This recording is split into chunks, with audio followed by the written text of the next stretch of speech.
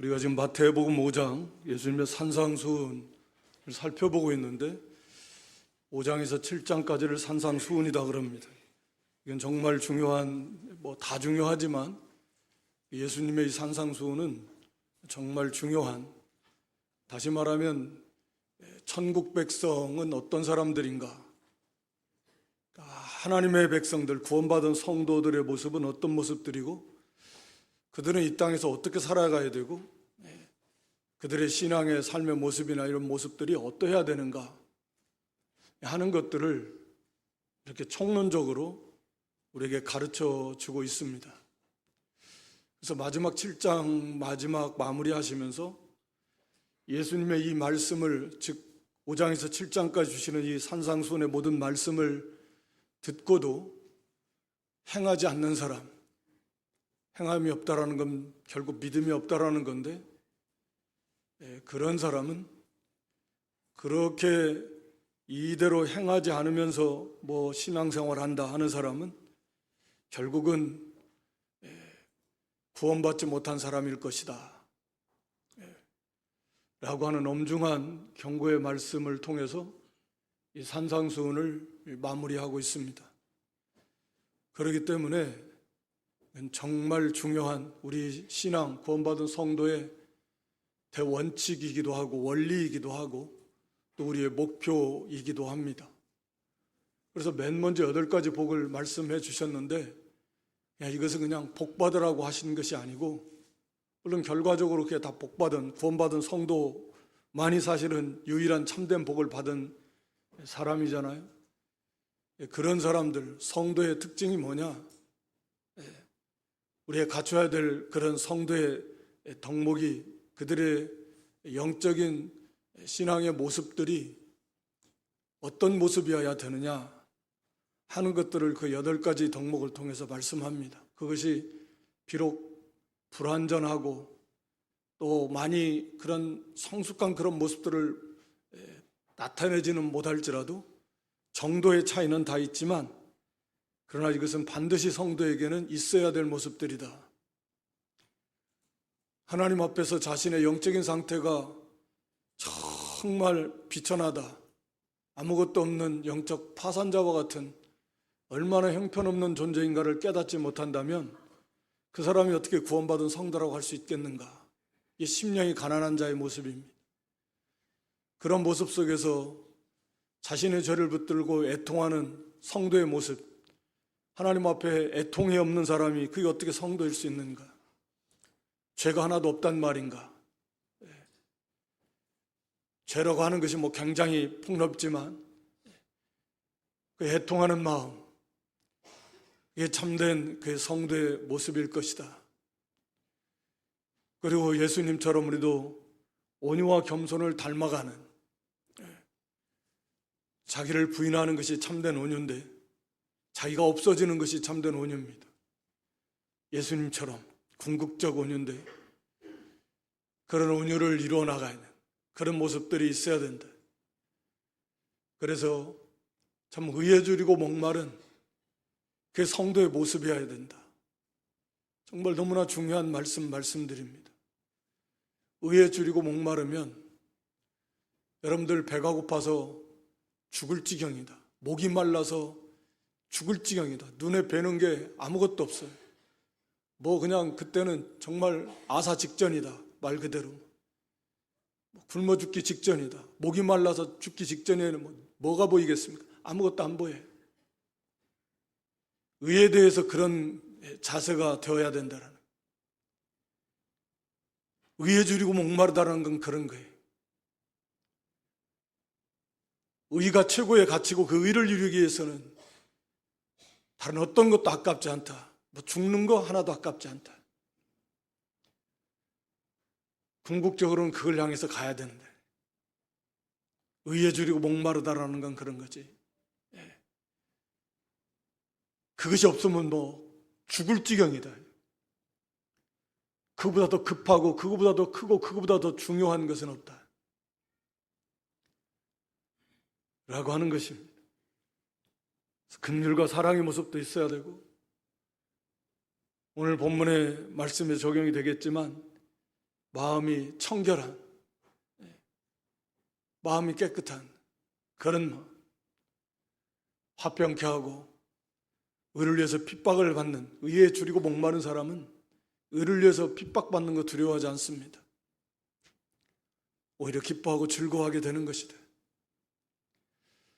그렇게 기본적으로 우리 성도가 갖춰야 될 성도된 그 성도의 모습을 말씀해 주시면서 그렇게 행할 때 이 세상에 우리는 소금과 빛으로서의 본분과 사명을 감당해 나갈 수 있다 말씀하면서 이 율법에 대해서 말씀합니다.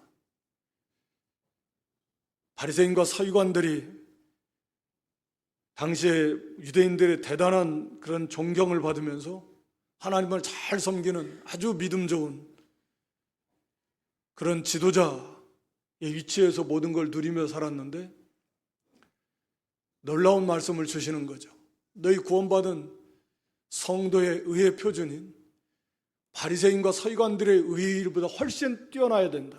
그렇지 않다면 그건 구원받은 사람이 아닐 것이다 라고 이렇게 단호하게 말씀하십니다. 결단코 천국에 들어가지 못할 것이다. 바리새인과 서기관들의 의라고 하는 것은 우리가 아는 대로 그들은 껍데기예요. 그들의 중심에 믿음이 없고 물론 하나님을 사랑함도 없고 마음과 중심으로서 하나님을 섬기지 않습니다. 그저 사람들 의식하는 거예요. 겉으로 드러난 행위들을 중요시하는 거예요.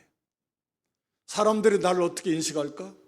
그리고 그 사람들한테 인정받고 싶고 칭찬받고 싶고 사람들 위해 높아지고 싶고 그 속에서 자기의 만족을 얻고 싶고 자기가 결국은 자기를 위하고 이게 바리새인들의 특징입니다. 그들이 겉으로 볼 때는 굉장히 열심히 하나님을 섬기는 것 같았지만 예수님은 신랄하게 그들을 비판합니다. 너희들은 다 외식하는 거다.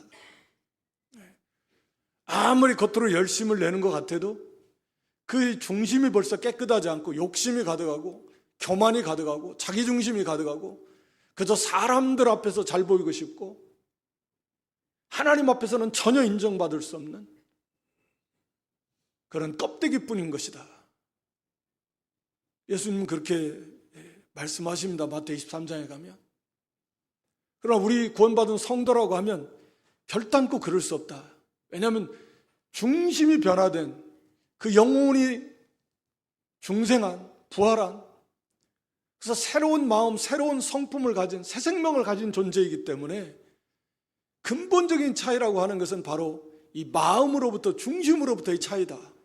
뭐 영이 물론 중생했으니까 그 차이인 것입니다. 그러면서 오늘 우리도 이걸 중요하게 여겨야 되는데 우리 예수님 오신 것은 율법을 폐하려고 오신 것이 아니라 율법을 완성하고자 오셨다. 그래서 율법의 참된 의미를 완전히 다 지켰습니다. 바리새인과 서기관들처럼 껍데기만 붙들고 지킨 게 아니라 우리 예수님 자신이 그 율법을 주신 분이시잖아요. 율법을 제정하신 분이십니다. 그래서 그 율법의 참된 의미를 예수님은 뭐 말할 필요 없이 완벽하게 다 아시고 그 율법의 참된 의미까지 완전히 순종하신 분이 예수 그리스도시고 그래서 우리 예수님 믿는 구원받은 성도들도 오늘 예수님의 가르침을 통해서 이제는 율법을 지켜서 구원받으려고 하는 것이 아니고 또 율법을 우리가 못 지켰다고 율법이 우리를 정죄할 수 있는 그런 관계도 아니고 이미 율법과 우리의 관계는 그런 관계가 떠났습니다. 구원받으려고 지키는 것도 아니고 또 설사 잘 못 지켰다고 율법이 우리를 정죄할 수도 없습니다. 이미 그리스도 안에서 다 해결이 됐기 때문에 다만 우리는 예수님의 가르침을 받아서 율법의 참된 의미가 뭐냐 그것을 바르게 깨달아서 그대로 지키려는 삶을 살아야 된다. 그게 구원받은 성도의 목표다. 예수님의 율법은 하나님의 법인데 그 법을 당연히 이 땅에서나 하나님 나라에서나 우리가 다 지키면서 하는 것입니다. 그 법을 어긴다고 한다면 그게 죄에 있을 수 없는 일입니다.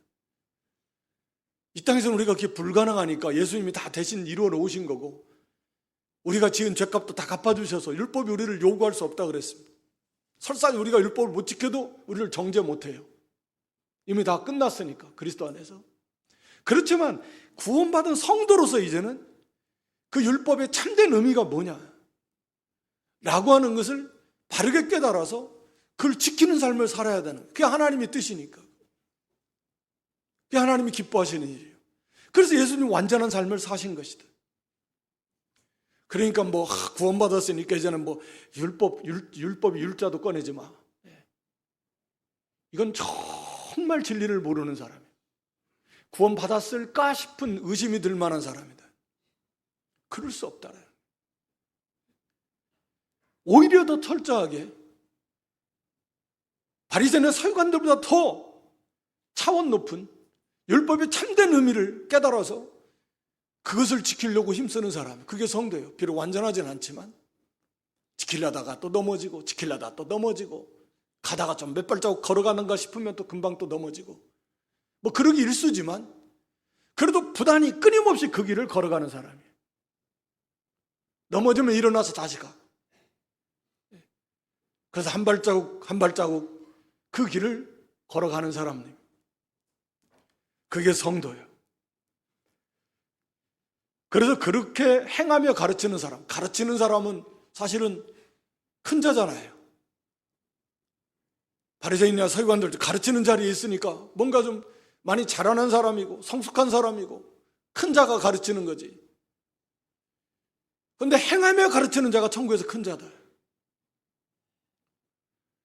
율법의 참된 의미를 깨닫고 그걸 행하면서 그대로 가르치는 사람이 천국에서 큰 자이고, 그걸 버리면서 가르치는 자는 천국에서 구원받았다 해도 지극히 작은 자가 될 것이다. 이게 얼마나 중요합니까? 율법의 참된 의미를 깨달아서 그대로 행하며 가르치는 자리에 설 수 있다고 하면 그게 하나님 나라에서 영원히 대단히 큰 자리에 설 것이다. 그만큼 많이 만들어진 사람이에요. 예수를 많이 닮아가고 따라간 사람일 것이다. 그러니까 여러분, 구원받았으면 다 된 것이 아니에요. 그때부터 출발이에요. 구원받은 때부터 우리의 신앙생활이 출발하는 거죠. 끝난 것이 아니라 이제 출발점에 서 있는 거죠. 그러면서 그 예를 들어서 여러 가지 예를 듭니다. 살인에 대해서 먼저 예를 들었어요. 바리새인이나 유대인들은 문자적으로 사람을 죽이만, 그 육신 실제적으로 죽이지만 않으면 자기들은 이 계명을 다 지켰다. 그래서 나 살인죄 저지르지 않았다. 그러나 율법을 제정하신 예수님께서 거기에 담겨진 진짜 의미를, 참된 의미를 가르쳐 주셨는데, 그것은 실제로 맞다. 진짜 죽이는 거, 그것이 살인이지만 그것이 전부가 아니라 마음으로 그 사람을 미워하고 증오하고 죽이고 싶은 마음을 품으면 그건 벌써 살인한 거다. 그러면서 분노, 상대방을 해하고자 하는 분노를 품으면 벌써 그건 살인죄. 나가라, 사람을 인격 모독하고 무시하고 그런 말을 하면 벌써 그것은 형제를 살인하는 그런 죄를 진 것과 같다. 더 나아가서 저는 하나님 앞에 저주받은 가장 심한 그런 악한 말을 하는, 그래서 미련한 놈이다, 나가다, 또는 이렇게 하나님을 모르는 그런 미련한 놈이다라고 하는 그런 죄를, 그런 말을 하는 것 자체가 이미 형제를 살인하는 것이고, 이것을 깨닫지 못하고 회개치 않고 계속해서 분노하고 낙하라, 계속해서 습관적으로 형제를 비방하고 모독하고 저주하고, 이런 사람은 구원받은 사람일 수가 없다. 구원받은 사람은 그렇게 안 되는 거예요. 그럴 수가 없는 거죠. 이 주님의 말씀에 가르침을 받고 아는 사람이 계속 이런 죄 가운데 어쩌다 한두 번 이런 죄를 지을 수는 있겠지만 계속해서 회개치 않고 그 길을 걸어갈 수는 없을 것입니다. 그래서 그런 사람은 결국 영원한 심판에 처하게 될 것이다.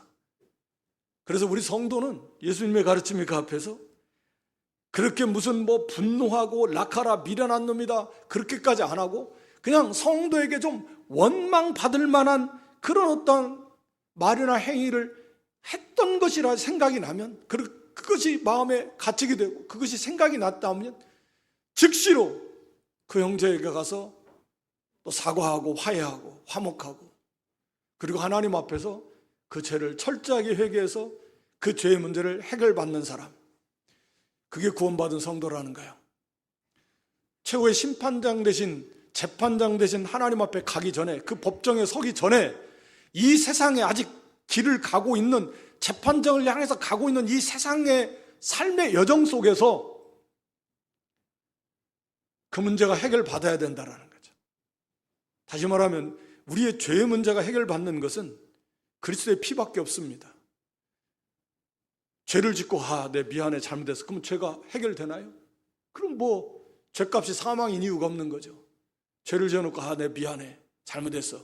그러면 죄가 해결이 돼요? 불가능합니다. 죄값은 사망이에요. 영원한 죽음입니다. 그 문제를 해결받는 것은 예수 그리스도의 피, 예수를 믿고 그 안에서 참으로 회개하는 것 외에는 없습니다. 그것이 이 땅에 우리가 살아가는 동안에 영원한 심판장이신, 재판장이신 예수님 하나님 앞에 서기 전에 우리에게 있어야 된다라고 하는 것이 그 말씀의 가르침입니다. 오늘 여기 음행, 그리고 죄에 대해서, 그리고 이혼에 대해서, 그리고 맹세에 대해서, 내용은 어려운 건 없어요.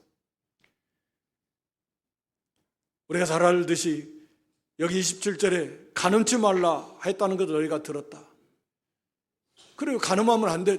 하면 이건 다 구약의 법에 의하면 이건 돌로 쳐 죽이는 죄이지만, 바리새인과 서기관들은, 또 오늘날 대부분의 모든 사람들은 실제적인 간음, 그 간음을 생각하고 있는 거. 물론 당연히 그것도 간음이죠. 어떻게 보면 더 큰 간음일 수 있습니다. 그러나 여기 예수님께서 말씀하신 대로 28절에 마음으로 이미 음욕을 품는 것도 간음한 것이다. 언제나 이 마음이, 하나님은 중심을 보시는데 이 구원받은 성도의 의의 표준은 그래서 껍데기뿐만 아니라 마음이에요. 마음. 그 중심이 중요하다는 거예요. 그러니까 실제적인 간음을 당연히 해서는 안 되겠지만 그것으로 족하는 게 아니라, 바리새인과 서기관들은 자기들은 그래서 간음죄를 안 지었다 이렇게 생각하고 주장하지만 예수님은 그렇지 않다라는 거예요. 마음으로 음욕을 품으면 그 사람은 이미 간음한 것이다 라고 하는 것입니다. 그러니까 이 죄악된 세상이 그런 의미에서 현대는 과거 옛날에 비해서는 이 음행죄에 너무나 많이 노출되어 있다. 아주 음행이 가득한 그런 시대에 살고 있다라고 하는 거죠. 그래서 이 마음을 얼마나 이것을 우리가 지켜야 될 것인가. 바리새인들처럼 난 간음죄 진 적 없어. 우리 성도는 예수님 말씀에 비춰볼 때 마음으로 내가 음욕을 품으면 벌써 이것은 간음한 것인데, 이 간음한 죄, 돌로 쳐 죽임 당해야 마땅한 그런 죄인데,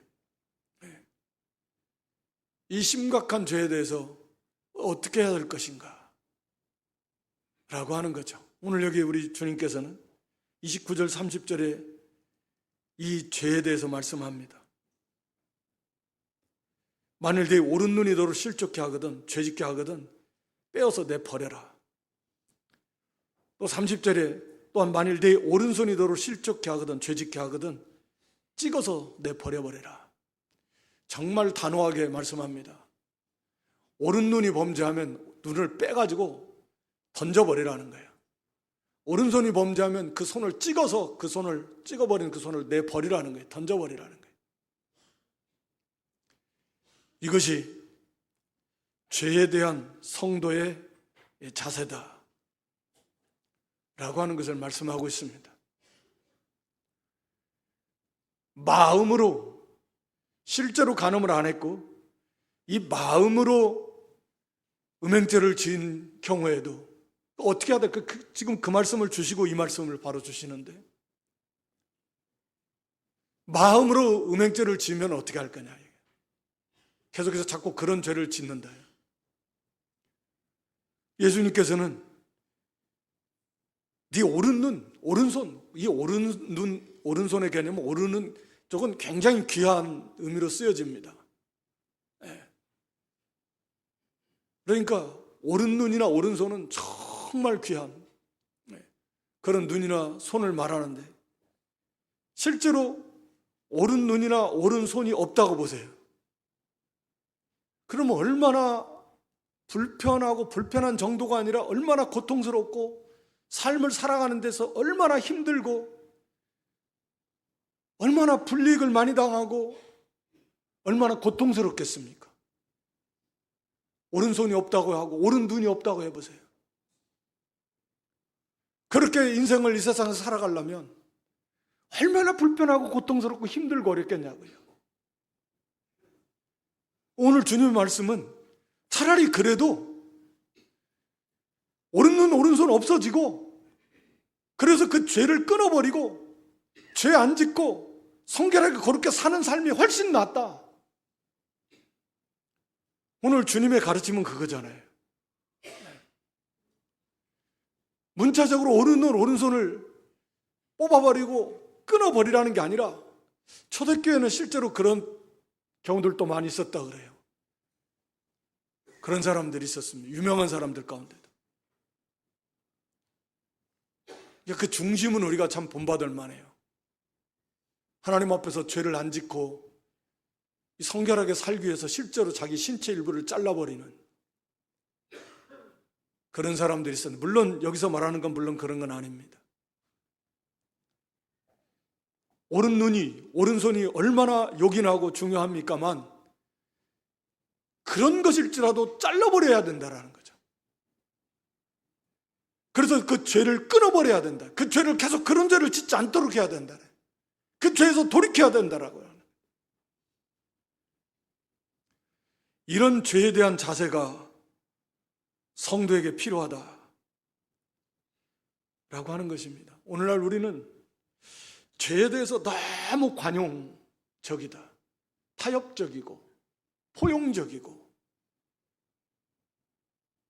너무 감각이 없어져 있다. 주님의 가르침과는 너무 동떨어져 있다. 오른눈 오른손을 찍어버리라고 그랬는데, 그래서 그 죄를 끊어버리라고 그랬는데, 우리의 삶에 있어서 오른눈과 같이 오른손과 같이 발과 같이 그렇게 요긴한 것일지라도, 그거 없으면 이 세상에 살아가는데 참 불편하고 손해도 많이 보고 정말 고통스럽고 불이익을 당할 수 있고 살아가는데 참 어려울 것 같지만, 눈이 없고 손이 없으니까 그래도 그것 때문에 짓는 죄 끊어버리고 그래도 죄 안 짓고 거룩하게 사는 삶이 훨씬 낫다. 우리 주님의 가르침은 그거거든요. 그런데 오늘날 우리는 이 죄 짓는 것에 죄에 대해서 너무 너그러워서 죄를 끊어버리지를 못하는, 그래서 계속해서 반복적으로 그런 죄를 짓고 또 짓고 그런 죄악 가운데 살아가고 있다는 거죠. 오늘 여기 주님의 말씀은 앞에서도 살인죄에 대해서도 말씀하시면서 지옥이라는 단어를 주님은 친히 계속 사용하시는데, 오늘 여기 본문에서는 2번씩이나 29절 30절에 온몸이 지옥에 던지우지 않는 것이 유익하다. 온몸이라고 하는 건 그 사람 전 존재를 말하는 거죠. 그러니까 이 말씀은 우리가 단순히 그냥 마음의 고통만을 말하시는 것일까? 그렇다고 볼 수 없을 것입니다. 마음의 고통이 그렇게 정말 지옥불에 들어간 것처럼 그렇게 고통스러워하는지도 의문스럽고, 그 그 죄에 대해서 이런 관점을 가지지 않고 죄에 대해서 철저히 어떤 대가를 치르고서라도 이 죄를 끊어버려야 되겠다 라고 하는 이런 중심과 자세를 가지지 않고 그저 죄에 대해서 포용적이고 관용적이고 타협적이고, 그래서 계속해서 그런 죄를 물리치지 않고 그런 죄 가운데 살아간다라고 하면 그 사람의 종말은 어떻게 되겠는가? 그게 정말 구원받은 사람일까? 왜냐하면 구원받은 성도에게 우리 주님께서는 오늘 여기 네 오른눈 오른손 같은 것 실지라도 계속해서 너를 실족케 하고 범죄케 한다면 그건 끊어버려야 된다 라고 주님은 말씀하고 있는데, 구원받은 백성들에게 우리가 그 말씀을 귓등으로도 안 듣고 에이 어떻게 그렇게 살아요? 그런 사람 어디 있습니까? 그러면 이 세상을 어떻게 삽니까? 주님은 분명히 오른눈 오른손과 같은 걸지라도 끊어버리라 그랬는데, 그래서 계속 그런 죄를 범하면서 산다면 그건 장담할 수 없을 것입니다. 네.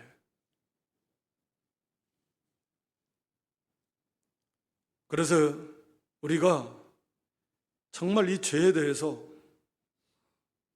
우리 예수님이 십자가에 왜 달리셨습니까? 왜 하나님의 사람이 되셔야 오셔야 됩니까? 그 죄 때문에요. 다른 방법이 없어요. 이 죄의 문제를 해결하는 데 있어서 하나님께서 그냥 말로 그냥 그래 내가 알았어 용서해 줄게 이렇게 안 돼요. 죄값은 사망이에요. 죽음입니다. 하나님의 진노의 형벌, 이 지옥 형벌, 이 죄값은 지옥 형벌이에요. 그게 죽음이잖아요. 그게 둘째 사망이잖아요.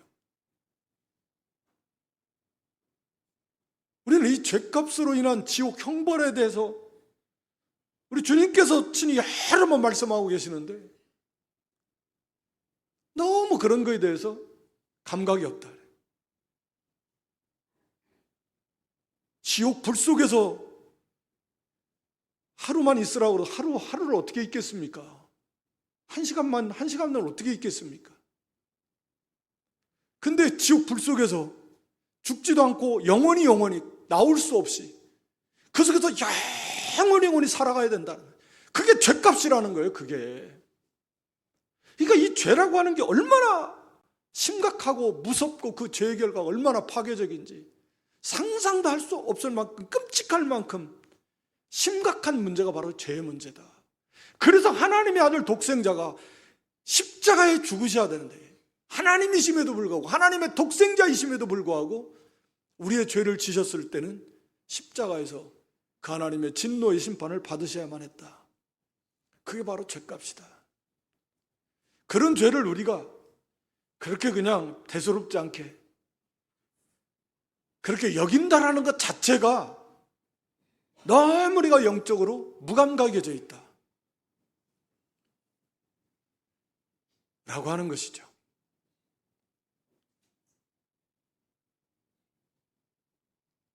그래서 앞에서도 의에 줄이고 목마른 자라고 그랬잖아요. 의에 줄이고 목이 마르면 다른 건 다 안 보여요. 어떠한 대가를 치르고서라도 그 의를 이루려고 하는 거예요. 그게 성도예요. 거기까지 도달해야 된다. 이 죄에 대한 자세를, 이 느슨한, 이 정말 깜짝 놀랄 만한 그런 위험한 자신의 상태를 우리가 바르게 분별하고 이 죄를 끊어버려야 되겠다. 이 죄는 정말 무섭게 우리의 삶을 망가뜨릴 것이고 하나님과의 관계를 파괴할 것이고 하나님께로부터 모든 좋은 것을 다 막아버릴 것이고, 회개치 않고 그냥 간다고 하면 자기 자신도 몰라요. 그 사람 안에는 구원의 확신은 물론 없을 것이고 구원 받았는지 안 받았는지도 모르는 가운데 삶을 마감하게 될 것이고, 그리고 하나님만이 아시겠죠. 이게 정말 심각한 문제예요. 물론 우리가 그걸 생각할 때 우리 주변에 가까운 가족들부터 시작해가지고 우리 주변에 믿음이 없는 지체들이 얼마나 많습니까? 지옥 불 속으로 들어가야 될 사람들이 얼마나 많습니까? 그저 세상적으로 육신적으로 큰 위험에 처해 있어도 손이 나가 도와주려고 하는 게 그게 사람인데, 하물며 영원한 지옥 불 속에 들어가면 이제 나올 수도 없는데 영원히 끝도 끝도 없이 그 속에서 살아야 되는데, 그게 이 세상의 모든 인생들의 처한 위치인데 우리는 그냥 그런 걸 보면서 어떻게 해야 되나, 그냥 안타깝다라고만 하고 있어야 되나, 그냥 때 되면 나오겠지 하고 있어야 되나. 오늘 여기 죄에 대해서는 단호하게 끊어버려야 된다. 그리고 좀 더 적극적으로는 우리가 성령을 힘입어서 우리의 마음을 지키면서 우리의 지체를 하나님 앞에 의의 병기로 드리도록 힘을 써야 된다라고 하는 거죠. 로마서 8장 13절 말씀 한번 보여줘 보세요. 로마서 8장 13절에 보면 내가 육신대로 살면 반드시 죽을 것이로되, 이 문맥의 이 전후에서는 구원받은 성도와 구원받지 못한 사람이 지금 대비해서 계속 말씀하고 있는 말씀입니다. 그래서 여기서 육신대로 산다라고 하는 것은 육신의 죄의 정욕을 따라서 사는 사람을 말하는 거예요. 그런 사람은 반드시 죽을 것이다. 그건 구원받지 못한 사람이다라는 말입니다. 그리고 영으로서, 여기 영으로서는 성령으로서 몸의 행실을 죽이면서 산다. 이게 성도라는 거예요. 성도 안에는 성령이 계시니까 성령을 힘입어서 몸의 행실, 몸의 이 죄악의 욕구를 죽여라. 그게 성도이고 그게 영적 생명의 삶을 살아가는 사람이다. 그러니까 우리가 할 일은 성령을 힘입어서, 우리 힘으로는 안 돼요.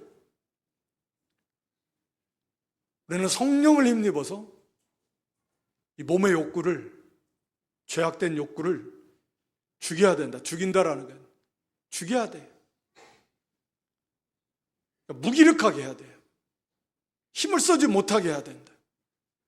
그리고 우리가 고전 9장 24절 이하에도 보면 27절에 사도 바울 같은 대사도도 날마다 내가 내 몸을 어떻게 해요? 내 몸을 친다. 내 몸을 친다. 여기 몸을 친다라는 건 권투 선수가 상대방을 넘어뜨리기 위해서 막 친다라는 그런 단어인데, 사도 바울 같은 그런 위대한 믿음의 사람도 날마다 자기 몸을 쳐요. 자기 육체의 이 죄악의 욕구를 쳐.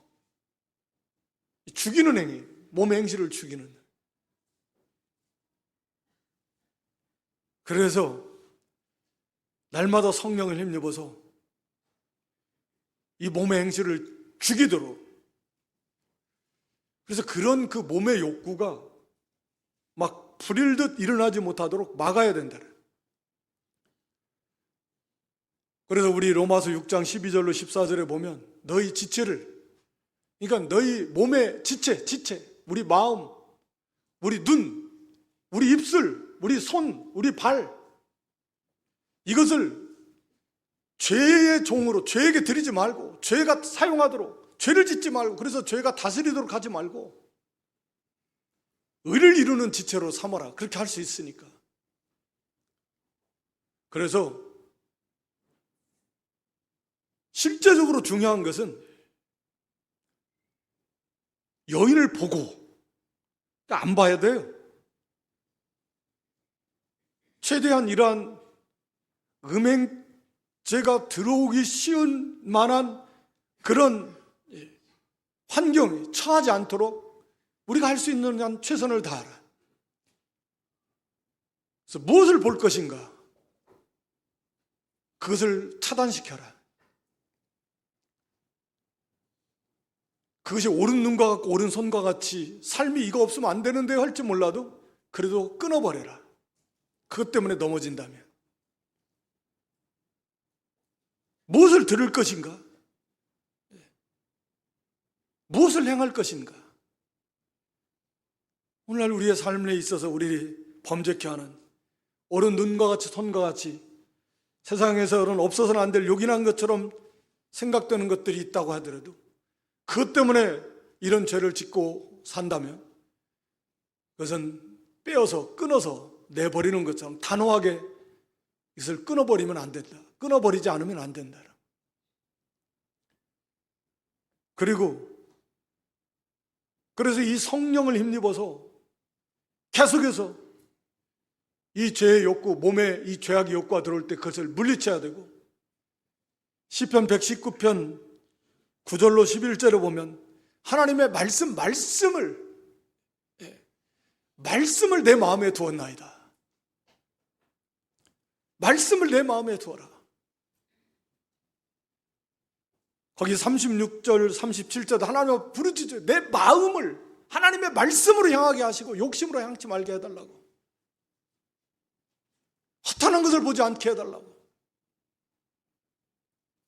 우리가 부르짖으면서 우리가 시편 1편에 복 있는 사람에 대해서 말씀하면서도 악인의 꾀, 그들의 생각, 그들이 행하는 그 걸어가는 길, 그들이 앉는 죄악된 자리에 앉는 것이 아니라 하나님의 말씀을 주야로 묵상하는 그 사람의 마음속에 하나님의 말씀으로 가득 차고 넘치게 하는 거기에 집중하라. 말씀과 기도에 전념하고 그리스도의 십자가를 묵상하고. 왜? 죄라고 하는 것이 이런 것이다. 그리고 우리 안에서 역사하시는 성령께서 우리에게 자원하는 심령을 주셔서 하나님의 말씀대로 행하도록 인도하시는 그 성령의 인도를 힘써 적극적으로 따라가라. 성령의 열매들은 성령의 인도를 따라서 그런 열매를 맺혀나가는 하나님의 말씀대로 기도의 자리, 복음의 전도의 자리, 섬김의 자리, 또 부지런히 또 맡겨진 일을 또 부지런히 열심히 하면 딴 생각이 안 들어와요.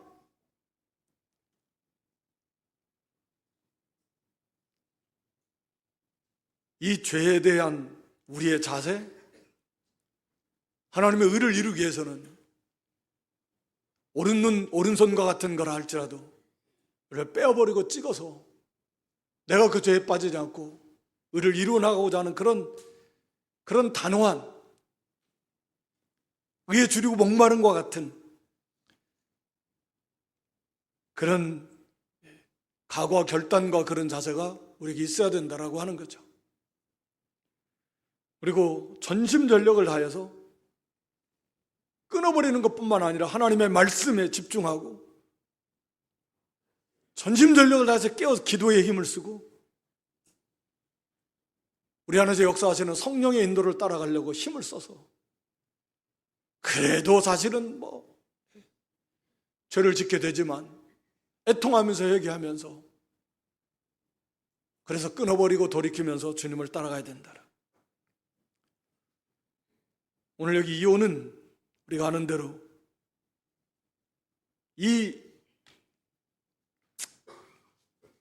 음행죄 외에는 안 된다. 오늘날 이혼을 너무 쉽게 생각하는데 이 음행죄, 간음죄를 지은 경우가 아닌데 이혼을 했다 하면 오늘 말씀에 의하면 그 사람은 간음죄를 지켜야 하는 사람이다.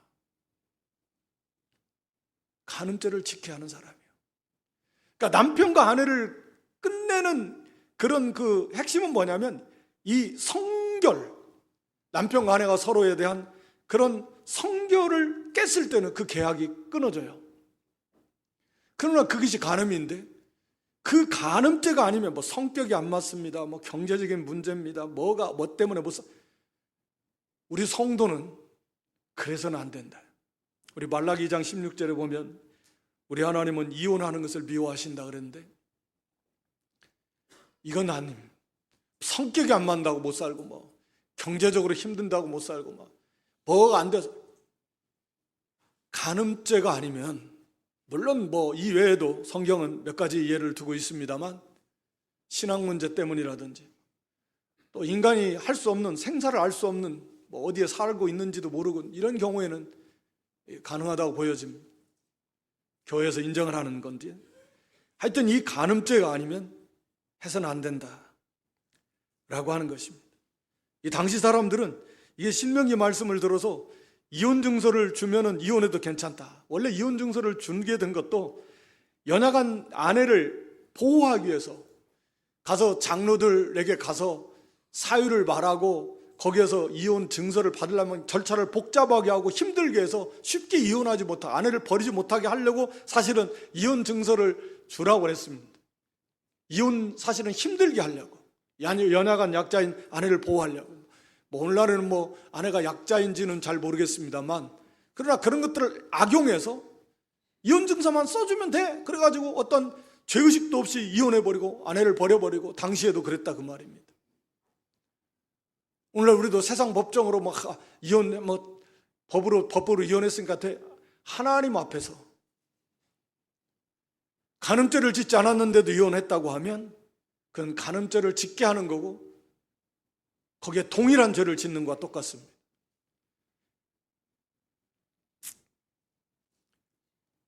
하여튼 오늘 맹세까지는 우리가 못하지만 오늘 여기